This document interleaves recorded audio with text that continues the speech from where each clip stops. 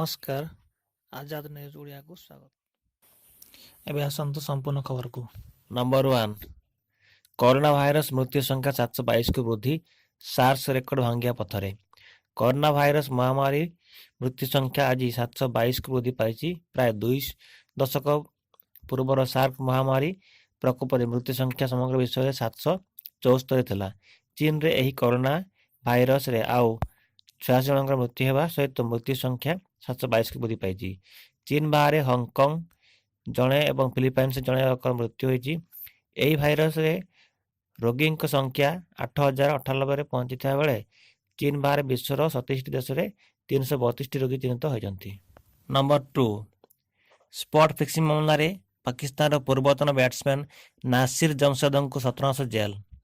Pakistan cricket ଦଳର ପୂର୍ବତନ batsman Nasir ଜମସେଦଙ୍କୁ spot fixing ମାମଲାରେ 17 ମାସ ଜେଲ୍ ହୋଇଛି। ଗତ ବର୍ଷ ଡିସେମ୍ବରରେ କୋର୍ଟ 30 ବର୍ଷୀୟ ଏହି ଖେଳାଳିଙ୍କୁ ଦୋଷୀ ସାବ୍ୟସ୍ତ କରିଥିଲେ।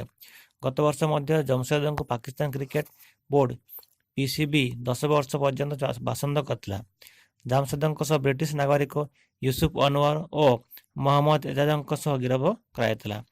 ଅନୱରଙ୍କୁ 40 ମାସ ଏବଂ ନର୍ଦର୍ଣ୍ଣ ଇଂଲଣ୍ଡର ଏଜାଜଙ୍କୁ 30 ମାସର ଜେଲ୍ ଦଣ୍ଡାଦେଶ ଦିଆଯାଇଛି। ଜମସେଦଙ୍କ ଉପରେ 2018ରେ PSLରେ ଇସଲାମାବାଦ ୟୁନାଇଟେଡ୍ ଓ ପେଶାୱାର ଜାଲମି ମଧ୍ୟରେ ଦୁବାଇରେ ଖେଳାଯାଇଥିବା ମ୍ୟାଚରେ ଖେଳାଳିଙ୍କୁ ଜାଣିଶୁଣି ଖରାପ ଖେଳିବାକୁ ଉସ୍କାଇଥିବାର ଅଭିଯୋଗ ହୋଇଥିଲା। ନମ୍ବର 3, ରାଜ୍ୟଗୁଡ଼ିକୁ ପାଣ୍ଠି ଯୋଗାଣ ହ୍ରାସ ହେବନି, ସୀତାରମଣ। ରାଜ୍ୟଗୁଡ଼ିକୁ ଦିଆଯାଉଥିବା ପାଣ୍ଠି କମ୍ କରିବାର କେନ୍ଦ୍ର ସରକାରଙ୍କର କୌଣସି ଯୋଜନା ନାହିଁ ବୋଲି କେନ୍ଦ୍ର ଅର୍ଥମନ୍ତ୍ରୀ ନିର୍ମଳା ସୀତାରମଣ କହିଛନ୍ତି।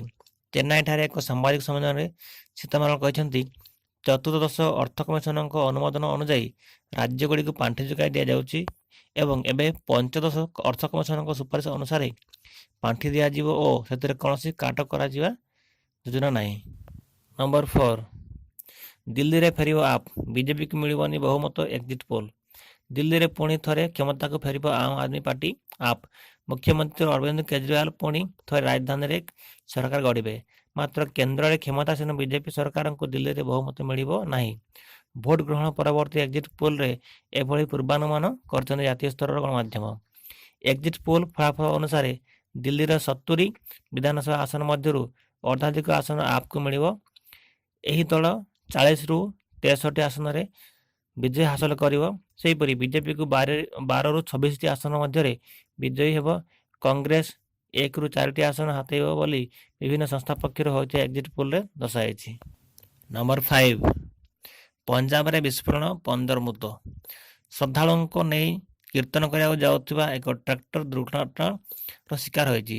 ଟ୍ରାକ୍ଟରର ଟ୍ରଲିଟି ବିସ୍ଫୋରଣ କରିବା ଫଳରେ 15 ଜଣଙ୍କର ମୃତ୍ୟୁ ଘଟିଛି, ଅନେକ ଆହତ ହୋଇଛନ୍ତି। ପଞ୍ଜାବର ତରନତାରନରେ ଏହି ଦୁର୍ଘଟଣା ଘଟିଛି।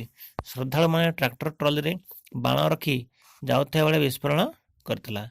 ବାଣ ବିସ୍ଫୋରଣର କାରଣ ଜଣାପଡ଼ିନାହିଁ। ମୃତକଙ୍କ ଶରୀର ଖଣ୍ଡ ବିଖଣ୍ଡିତ ହୋଇଯାଇଥିବା ସୂଚନା ରହିଛି। ସେହିପରି ଆହତଙ୍କୁ ସ୍ଥାନୀୟ ହସ୍ପିଟାଲକୁ ନିଆଯାଇଛି। ଘଟଣାସ୍ଥଳରେ ପଞ୍ଜାବ ପୋଲିସ ପହଞ୍ଚି ତଦନ୍ତ କରୁଛି। ନଗର କୀର୍ତ୍ତନର ବାବା ଦୀପକ ସିଂହଙ୍କ ଅବସରରେ କୀର୍ତ୍ତନ ପାଇଁ ଶ୍ରଦ୍ଧାଳୁମାନେ ଯାଉଥିଲେ ବୋଲି ସୂଚନା ରହିଛି। ନମ୍ବର 6, ଭାରତ ଓ ଶ୍ରୀଲଙ୍କା ଆତଙ୍କବାଦ ବିରୁଦ୍ଧରେ ଯଥାର୍ଥ ମୁକାବିଲା କରିଛନ୍ତି, ମୋଦି। ପ୍ରଧାନମନ୍ତ୍ରୀ ନରେନ୍ଦ୍ର ମୋଦି ଏବଂ ଶ୍ରୀଲଙ୍କା ପ୍ରଧାନମନ୍ତ୍ରୀ ମହିନ୍ଦା ରାଜପାକ୍ଷେଙ୍କ ମଧ୍ୟରେ ପ୍ରତିରକ୍ଷା ପାଖରୁ ଆରମ୍ଭ କରି ବିଭିନ୍ନ ପ୍ରସଙ୍ଗରେ ଦୁଇ ଦେଶ ମଧ୍ୟରେ ଆଲୋଚନା ହୋଇଛି। ଶ୍ରୀଲଙ୍କା ରାଷ୍ଟ୍ରପତି ଗୋଟବାୟା ରାଜପାକ୍ଷେଙ୍କ ବଡ଼ ଭାଇ ମହିନ୍ଦ୍ରା ରାଜପାକ୍ଷେ 5 ଦିନିଆ ଭାରତ ଗସ୍ତରେ ଆସିଛନ୍ତି। ଶୁକ୍ରବାର ସେ ଭାରତ ପହଞ୍ଚିଥିଲେ। ଦୁଇ ଦେଶ ମଧ୍ୟରେ ବ୍ୟବସାୟ ସହିତ ପ୍ରତିରକ୍ଷା ଏବଂ ଅନ୍ୟାନ୍ୟ କ୍ଷେତ୍ରରେ ନିବେଶ ବାବଦରେ ଆଲୋଚନା ହୋଇଛି ବୋଲି ଜଣାପଡ଼ିଛି। ଆଜି ଦୁଇ ଦେଶର ପ୍ରଧାନମନ୍ତ୍ରୀଙ୍କ ସହିତ ଆଲୋଚନା ପୂର୍ବରୁ ସକାଳେ ରାଷ୍ଟ୍ରପତି ଭବନରେ ରାଜପାକ୍ଷେଙ୍କୁ ସ୍ୱାଗତ କରାଯାଇଥିଲା। ଏହାପରେ ବୈଦେଶିକ ମନ୍ତ୍ରୀ ଏସ୍ ଜୟଶଙ୍କରଙ୍କ ସହ ଶ୍ରୀଲଙ୍କା ପ୍ରଧାନମନ୍ତ୍ରୀ ମହିନ୍ଦ୍ରା ରାଜପାକ୍ଷେଙ୍କ ସହ ବୈଠକ ହୋଇଥିଲା। ନମ୍ବର 7, ଚିଲିକାରେ ଚ୍ୟାନେଲରୁ ଖସିଲା ଭସାପୋଲ, ଅଳ୍ପକେ ବର୍ତ୍ତିଲେ ଯାତ୍ରୀ ଓ ଯାତ୍ରୀବାହୀ ବସ୍। ଚ୍ୟାନେଲରୁ ଖସିଲା ଭସାପୋଲ, ଅଳ୍ପକେ ବର୍ତ୍ତିଲେ ଯାତ୍ରୀ। ସବୁ ଯାତ୍ରୀଙ୍କୁ ସୁରକ୍ଷିତରେ ଉଦ୍ଧାର କରାଯାଇଥିବା ଚିଲିକା ଉନ୍ନୟନ ଅଧିକାରୀ ସୁଶାନ୍ତ ନନ୍ଦ କହିଛନ୍ତି। ଭସାପୋଲଟି ଜହ୍ନିକୋଦା ଠାରୁ ସତପଡ଼ା ଅଭିମୁଖେ ଯାଉଥିଲା। ଅଧା ବାଟରେ ପବନର ବେଗ ଯୋଗୁଁ ଭସାପୋଲଟି ଚ୍ୟାନେଲରୁ ଖସିବା ପରେ ଭାସି ଭାସି ମଝି ଚିଲିକାକୁ ଯାଇଥିଲା। ଭସାପୋଲରେ ଥିବା ସମସ୍ତ ଯାତ୍ରୀ, ବସ୍ ଓ ବାଇକ୍କୁ ସୁରକ୍ଷିତ ଉଦ୍ଧାର କରାଯାଇଛି। ନମ୍ବର 8, ଦିଲ୍ଲୀରେ ସରିଲା ଭୋଟ। 672 ପ୍ରାର୍ଥୀଙ୍କ ଭାଗ୍ୟ ଇଭିଏମ୍ରେ ସିଲ୍।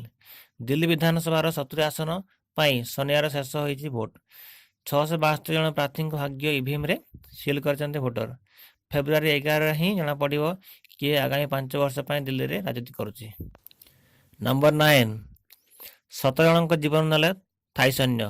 ଗଣହତ୍ୟାର କଲେ ଲାଇଭ୍ ଷ୍ଟ୍ରିମିଂ। ଶନିବାର ଥାଇଲ୍ୟାଣ୍ଡର ଜଣେ ସୈନ୍ୟ ଗୁଳିମାଡ଼ କରି ଏକା ସାଥିରେ 17 ଜଣଙ୍କୁ ହତ୍ୟା କରିଛନ୍ତି।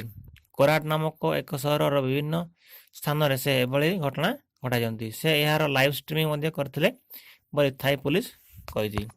ପୁଲିସ ସୂଚନା ଅନୁଯାୟୀ ସେ ଏକ ମେସିନ୍ ଗନ୍ ବ୍ୟବହାର କରିଥିଲେ। ଏହି ଗୁଳିମାଡ଼ରେ ଅନେକ ଆହତ ହୋଇଥିଲେ ଏବଂ ପ୍ରାଣ ହରାଇଥିଲେ। ସ୍ୱାସ୍ଥ୍ୟ ବିଭାଗର ଜଣେ ଅଧିକାରୀ କହିବା ଅନୁଯାୟୀ 17 ଜଣଙ୍କର ମୃତ୍ୟୁ ହୋଇଛି। ପୁଲିସ କହିଛି ଭଳି ଘଟଣା ଘଟାଇଥିବା ଯବାନଙ୍କ ନାମ ସର୍ଜେଣ୍ଟ ମେଜର ଜାକାପନ୍ଥ ଥୋମ୍ମା। ସେ ସେନାର ଏକ ଗାଡ଼ି ଚୋରାଇ ନେଇ ପଳାଇଥିଲେ। ବନ୍ଧୁକ ସହ ଲାଇଭ୍ରେ ହିଁ ଏଭଳି କାଣ୍ଡ ଘଟାଇଥିଲେ।